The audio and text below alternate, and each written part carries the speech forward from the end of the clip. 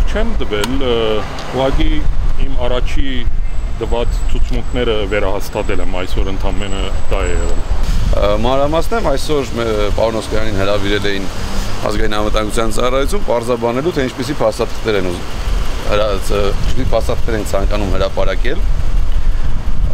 հասկանան տան մեզ համաձայնություն, թե ոչ։ Դրա շուրջ էր հիմնականում խոսակցությունը, նորից կրկնվեմ, որ բոլոր փաստաթղթերը, որոնք կապված են իրադարձության հետ, որը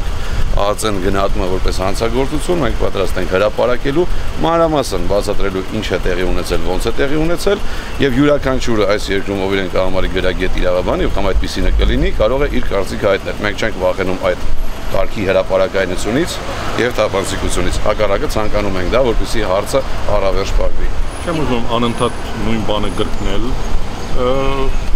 Թիմի որոշել են ինչ-որ գործընթաց են սկսել, թողանեն, տեսնենք արդյունքը ինչ կլինի։ Ես ուղղակի համոզված եմ իմ եւ Civitas-ի թափանցիկության եւ օրենքի տարին եւ ոգուն միշտ համահունչ գործելու, այնպես որ ժամանակը այդ բոլորը ցույց կտա։ Նաեւ ասեմ, որ Civitas-ի հաշվաբահությունը ինքը Civitas-ը չի անում, ներսում չի արվում, դա արվում է Հայաստանում ճանաչված հեղինակավոր հաշվաբահական ընկերության կողմից, այնպես որ ամեն ինչ մանրամասն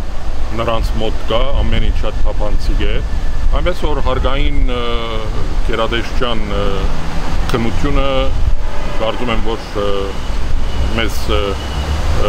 նաև օգտակար կարող է լինել եւ նրանք կհամոզվեն, որ Civitas-ում ամեն ինչ արվել է օրենքի տարին եւ ոգուն համաձայն։ Բողոքարկել ենք նախաքննության մարմնի քրեական գործառույթելու մասին որոշումը,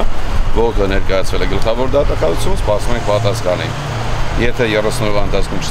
չստանանք, ինչպես սահմանում է օրենքը, կդիմենք դատարան։ Անմեղությունը չեն ապացուցում, ապացուցում են մեղավորությունը, թող փորձեն ապացուցել մեղավորությունը։